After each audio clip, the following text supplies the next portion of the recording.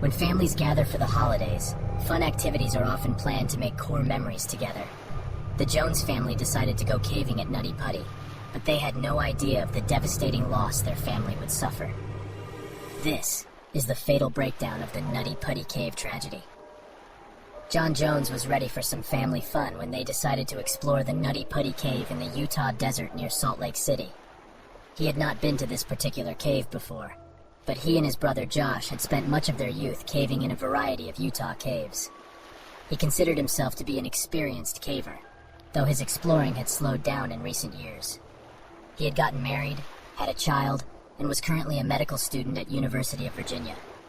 This made for a busy regular schedule, which left little time for cave exploring. During the Thanksgiving break, he was returning home to relax with family for the holiday. They planned a day of hiking and exploring at Nutty Putty, which is considered a beginner's cave by most. The main areas of the cave were interesting for everyone. There was the maze room, which had openings and tunnels leading around large boulders. There was a large ramped area called the slide, where the entire room sloped down at a 45-degree angle with a rope to guide you down. This cave system was well mapped in most of the traversable areas.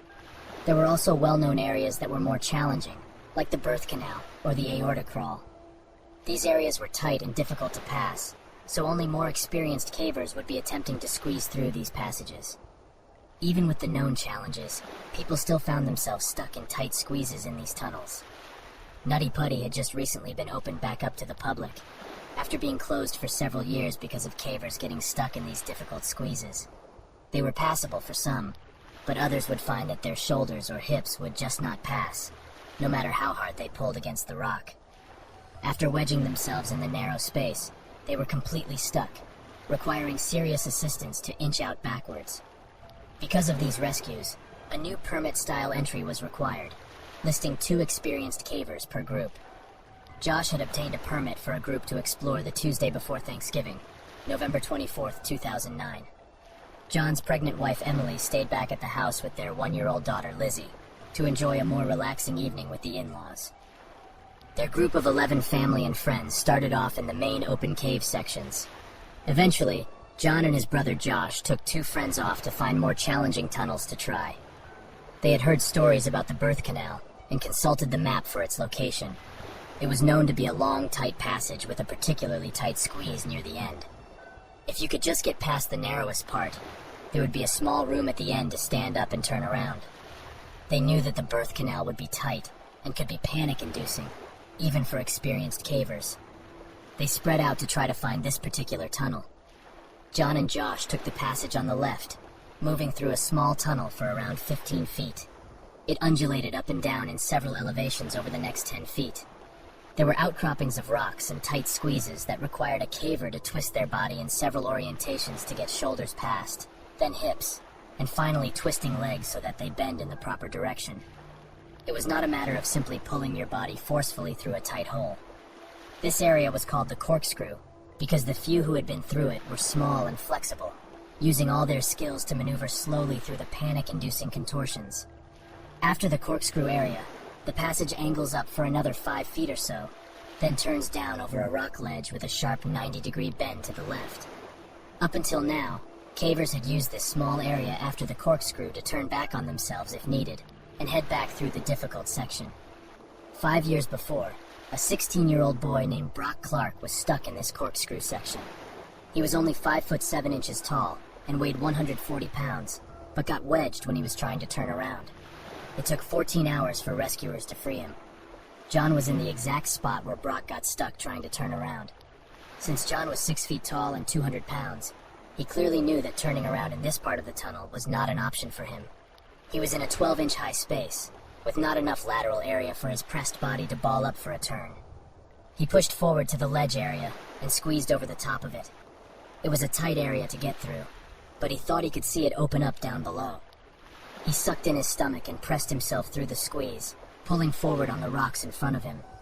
He would be moving head first in a downwards angle now, but it looked like there was an area ahead to turn around. John didn't know it, but no one else had ever crossed over this ledge before. He was in completely uncharted territory. Despite being in an extremely tight and uncomfortable position, John kept his cool. He was certain that there would be an opening ahead.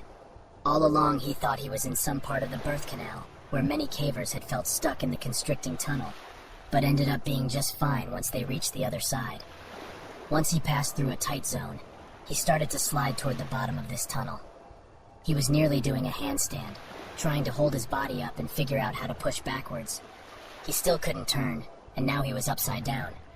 Gravity was pulling his 200-pound body against the fading strength of his arms. He yelled out to his brother Josh and told him not to follow him, but to go back out. They discussed his options, and decided that moving forward to try to turn around was the best idea. He was collapsing onto his shoulders and head at this point, and needed to make a move to get out of this vertical position. His headlamp gave him a glimpse of a hole in the floor ahead, which might lead to a larger space. He felt a little more hopeful now, thinking that they would be laughing about this misadventure over Thanksgiving dinner. He made the slight turn and headed towards the hole. Exactly how he got himself into this tunnel hole is unknown.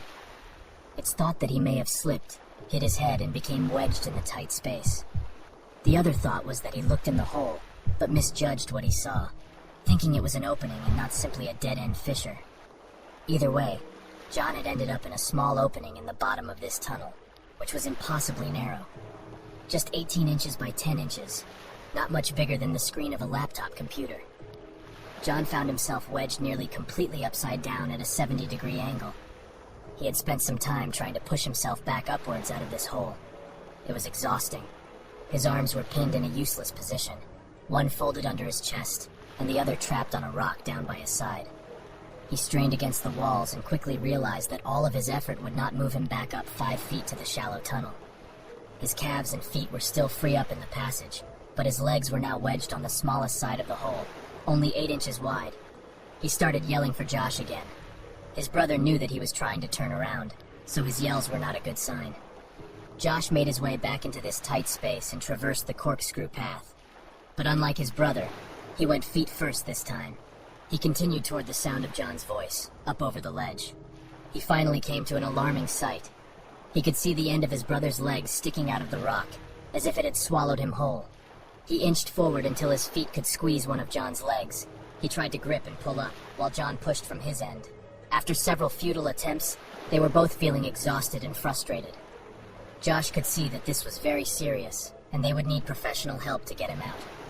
They agreed that Josh should go get help, and John should try, as much as possible, to stay calm and relaxed. While Josh went for help, one of the other family friends went into the area to speak to John, and let him know that he wasn't alone. For several hours, John just remained trapped upside down, focused mostly on the chore of breathing. The fissure squeezed his chest, where only shallow breaths were possible.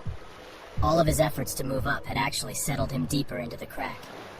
As time went on, gravity continued to pull him against the rough walls of the tunnel, tightening its grip on his exhausted body. Once help had arrived, the first cave rescuer, Susie Matola, made her way to where John was stuck. It was now 12:30 in the morning, and John had been upside down for 3 hours. Susie was just 5 feet 3 inches tall, so working her way through the corkscrew area was much easier for her. Ropes had been tied to her ankles as a precaution in case she got stuck as well. She checked on how John was doing and let him know that they'd be getting him out. He must have had a small wave of relief, thinking that professional help had arrived and he would soon be free of this trap. Susie tied webbing straps around his legs and then fed it back to the pit where the tunnel started. Several attempts were made to pull on the ropes to leverage John back up and out of the fissure. There was just too much friction on the ropes to make any effective release on John. He was still pinned, without the use of his arms to fully assist. After attempting a few things and considering many aggressive options, the decision was made to enlist a pulley system in order to help lift John up and out. A pulley had been successfully used when Brock Clark was stuck 5 years before. Even though they had a plan of how to help, this was not an easy location to work in. Each piece of equipment would need to be brought in from the entrance, which took nearly an hour to reach the other side of Corkscrew. The tunnel was extremely tight, and only smaller power tools could be carried in and out. Only one person could be in there to assist at a time, and they would need to be small or wiry to effectively move through the passage. It was just not an ideal situation. Each pulley took an extraordinary amount of time to install. During this time, cavers were trying to talk with John, console him, and share stories to keep him calm and talking. He was a devout Mormon, and spent time praying and singing to seek solace in this unreal situation. John had spent the night upside down and was showing signs of the physical limitations of the body to withstand this position. The human body was not made to be upside down for long. The entire circulatory system is designed using pulses of pressure from the heart to move blood forward through the system, while valves and fibrous vessels would hold blood and stop it from going backwards. This one-way flow balances pressure, gravity, and valves to keep oxygen available to all tissues and to remove toxins from the body through the kidneys. John's body had been fighting gravity for more than 12 hours. The brain was not built to withstand this kind of fluid pressure. Fluids were building up in his lungs, and toxins were starting to accumulate from the lack of proper circulation.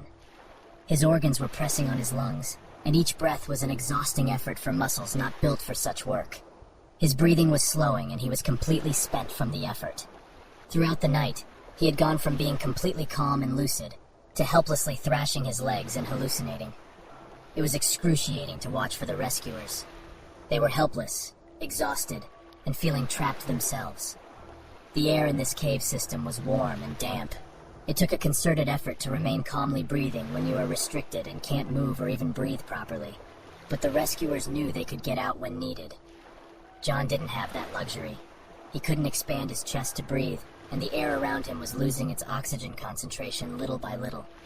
During this time, a wired telecom system was brought down to where John was stuck. His wife spoke with him, encouraging him to hang on and be faithful. John assured her that he would be out with her soon. It wasn't until 4 o'clock that day that they finally got the pulleys in place to move him. Ryan Shurtz was in the tunnel when the system was ready to try. John's body had settled into the narrow side of the opening, so Ryan had to push his legs over as the team pulled from outside. Each heave moved him inch by inch up out of the hole. By this time, John's legs were in excruciating pain. A rope had been tied around his legs for hours as rescuers tried various methods to help him out. They were completely blue and had no discernible pulse, yet each tug had him call out to stop as his nerves were ultra-sensitive at this point.